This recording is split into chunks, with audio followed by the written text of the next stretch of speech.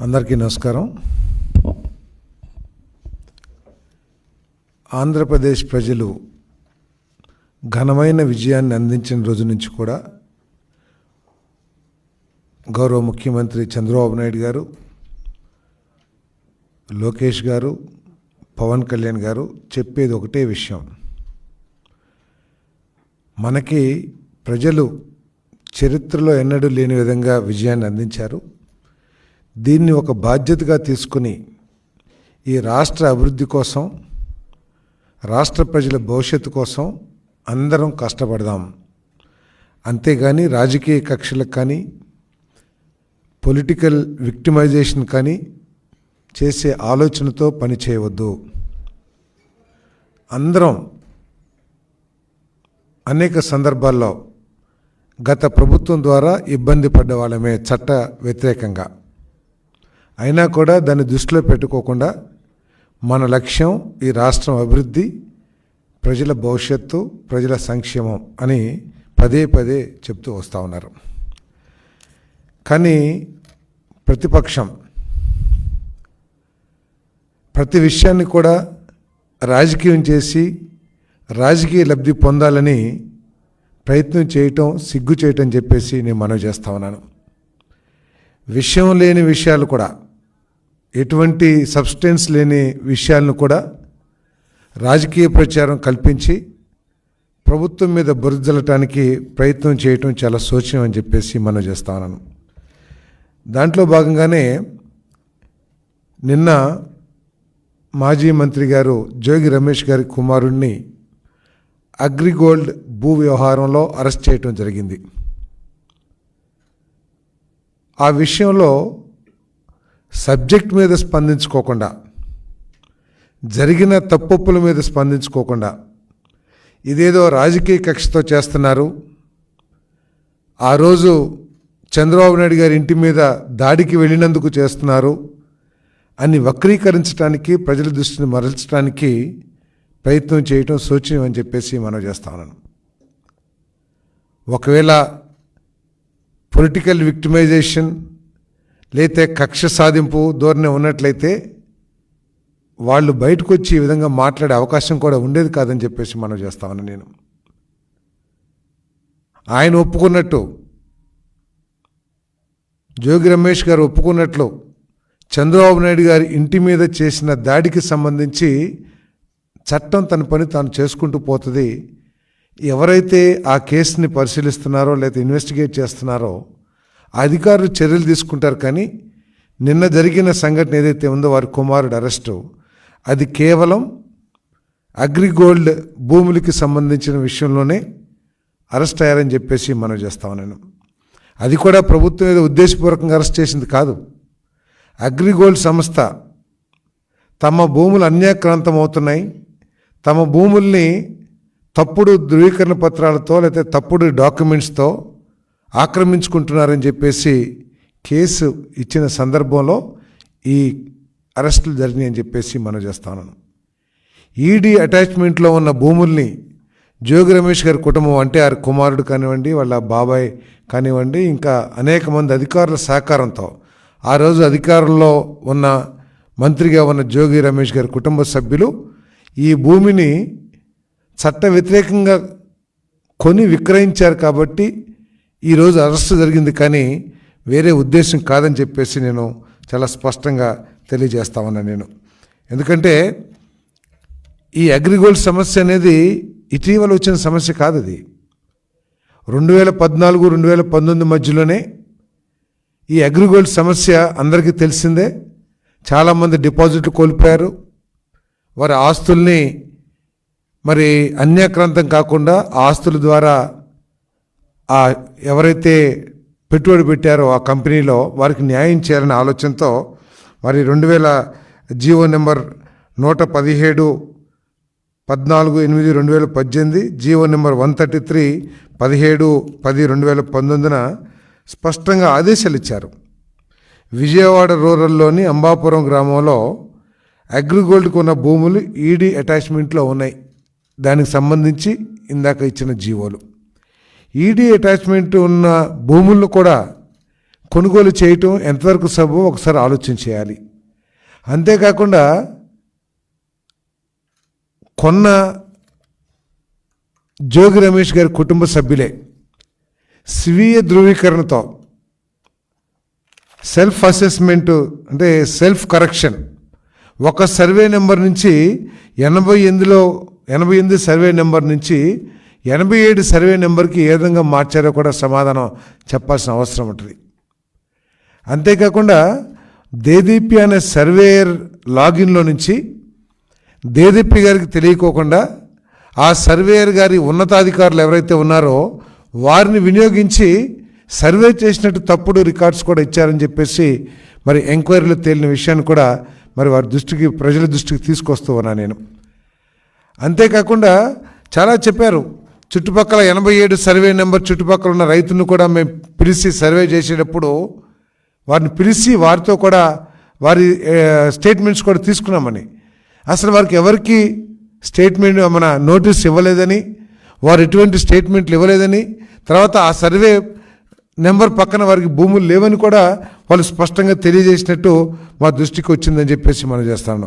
ఎన్ని అవకతవకలు జరిగినప్పుడు మరి ఒక బాధ్యత కలిగిన ప్రభుత్వం, అది కూడా కొన్ని వేల మందికి ఈ అగ్రిగోల్డ్ సంస్థలో నష్టపోయారు. కొన్ని వేల మంది పేదవాళ్ళందరూ కూడా కూలీ నాలి చేసుకునే వాళ్ళు కూడా తమకు ఏదో లాభం వస్తుందని చెప్పేసి తమ డబ్బుల్ని అక్కడ డిపాజిట్ చేసిన విషయం కూడా అందరికీ తెలిసిందే.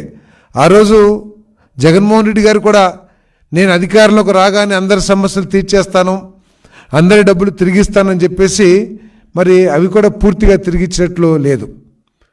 మరి ఆయన అధికారంలో ఉన్నప్పుడే ఇటువంటి సమస్యలన్నింటినీ పరిష్కరించినట్లయితే ఇటువంటి సమస్యలు ఉత్పన్నమయ్యేవి కాదు.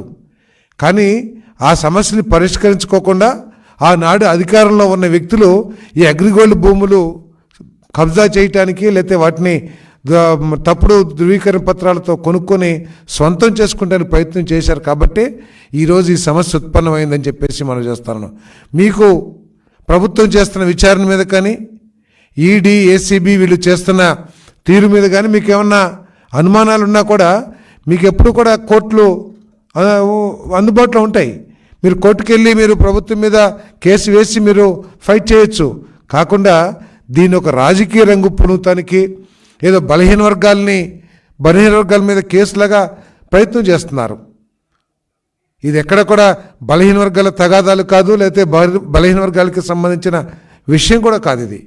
ఇది అగ్రిగోల్డ్కి సంబంధించిన ఆస్తులు, ఈడీ అటాచ్మెంట్లో ఉన్న ఆస్తుల్ని ఒక తప్పుడు ధృవీకరణ పత్రాలు కానివ్వండి, లేకపోతే తప్పుడు రిపోర్ట్స్ ద్వారా కానివ్వండి, తప్పుడు సర్వే రిపోర్ట్స్ కానివ్వండి, లేకపోతే రికార్డ్స్ తారుమారు చేసి కానివ్వండి, స్వాధీనం చేసుకుంటానికి చేసిన ప్రయత్నంలో భాగంగానే ఈరోజు కేసు జరిగిందని చెప్పేసి మనం చేస్తాను. దయచేసి దీనికి కులం రంగు, వర్గం రంగు, రాజకీయ రంగు పొలవాల్సిన అవసరం లేదు. ఒకవేళ తప్పు కాదంటే మీరు కోర్టులో మీరు ఫైట్ చేసుకోవచ్చు, మీ సచ్ఛీలతని నిరూపించుకోవచ్చు అని చెప్పేసి కూడా మనం చేస్తూ, మరి ఈరోజు ఆగస్టు 15వ తారీఖున ఒక అద్భుతమైన కార్యక్రమం, ఒక పుణ్యమైన కార్యక్రమం, అన్నదాన కార్యక్రమం చేయబోతున్నామని చెప్పేసి మనం చేస్తా ఉన్నాం. అంటే తక్కువ ధరకే పేదవాళ్ళ కడుపు నింపాలి అనే ఆలోచనతో మరి అన్న క్యాంటీన్ని ప్రారంభించే కార్యక్రమం చేయబోతా ఉన్నాం. దానికి మంగమ్మ గారు అనే పేరు కూడా మార్చినట్లున్నారు.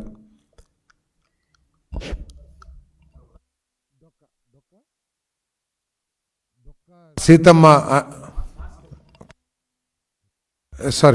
అన్న క్యాంటీన్ని 15వ తేదీన ప్రారంభించబోతా ఉన్నాం. ఆ రోజు మొట్టమొదటిగా 183 క్యాంటీన్లు ప్రారంభించాలని ఆలోచన చేశాం. మొత్తం 203 క్యాంటీన్లు ఉన్నాయి. మరి వివిధ దశల్లో మొత్తం 203 క్యాంటీన్లు కూడా ప్రారంభించడం జరుగుతుందని చెప్పేసి మనం చేస్తా ఉన్నాను. 5 సంవత్సరాల్లో దాదాపు 4.5 కోట్ల మంది పేదవాళ్ళ ఆకలి తీర్చిన కార్యక్రమం ఇదని చెప్పేసి మనం చేస్తా ఉన్నాను. ఇంత గొప్ప కార్యక్రమాన్ని కేవలం కక్షపూరితమైన ఆలోచనతో, పేదవాడు కడుపు నింపుకొని సంతోషపడకూడదనే ఒక దిగజారిన ఆలోచనతో ఈ అన్న క్యాంటీన్ని గత ప్రభుత్వం మూసేసింది.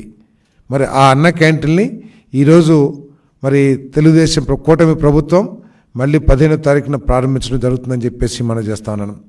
మరి ఇతర రాష్ట్రాల్లో కూడా ఇటువంటి కార్యక్రమాలు పెద్ద ఎత్తున జరుగుతూ ఉన్నాయి. నిజంగా జగన్మోహన్ రెడ్డి గారు చెప్తారు, ఈ మధ్య ప్రజాస్వామ్యం అని మాట్లాడుతూ ఉన్నారు. కక్ష ఏదో తెలుగుదేశం పార్టీ కక్షపూరితంగా వ్యవహరిస్తుందని చెప్పేసి. ఈయన ప్రతి విషయంలో కూడా గత ప్రభుత్వంలో ప్రతి విషయం కూడా కక్షపూరితంగానే నిర్ణయాలు జరిగినాయని అనటానికి ఈ అన్నా క్యాంటీన్ రద్దు కూడా ఒకటని చెప్పేసి మనం చేస్తున్నాను. మన తమిళనాడులో కూడా అమ్మ క్యాంటీన్లు అని చెప్పేసి అక్కడ కూడా పేదవాళ్ళకి కడుపు నింపే కార్యక్రమం చేస్తూ ఉన్నారు.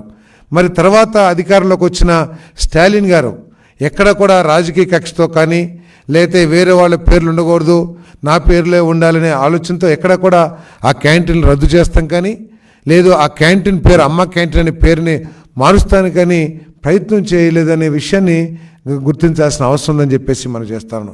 కేవలం ఒక కక్షపూరితమైన ఆలోచనతో మరి ఈ కార్యక్రమాలని మరి అంతేకాకుండా 5 రూపాయలకి పేదవాడికి భోజనం అందిస్తుంటే దాంట్లో కూడా ఏదో అవినీతి జరిగింది, కోట్లు తినేశారు అని ప్రచారం చేయటానికి సాక్షి పత్రిక ద్వారా ప్రయత్నం చేయటం మరి శోచనీయం అని చెప్పేసి కూడా ఈ సందర్భంగా నేను తెలియజేస్తా ఉన్నాను. మరి 2019 నుంచి కక్షపూరితంగా ఈ రద్దు చేసిన అన్నా క్యాంటీన్ల స్థానంలో అనేక మంది తెలుగుదేశం నాయకులు వారి స్వంత ఖర్చులతో ఈ క్యాంటీన్లు కూడా నిర్వహించడం అభినందనీయం అని చెప్పేసి కూడా ఈ సందర్భంగా తెలియజేస్తూ మరి తప్పుకోకుండా ఒకరోజు నా నియోజకవర్గంలో ఒకరోజు భోజనాన్ని నా సొంత ఖర్చులతో నూజివీడు నియోజకవర్గంలో నిర్వహిస్తా అని చెప్పేసి కూడా నేను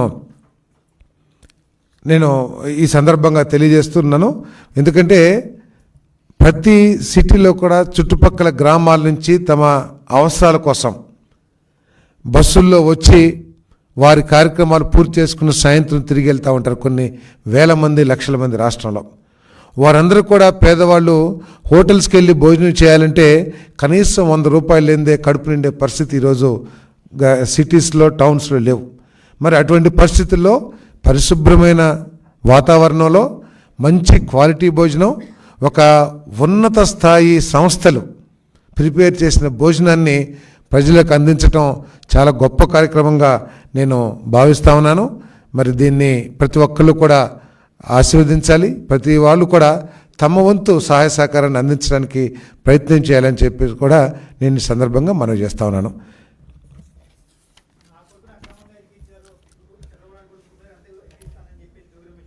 ఏమండి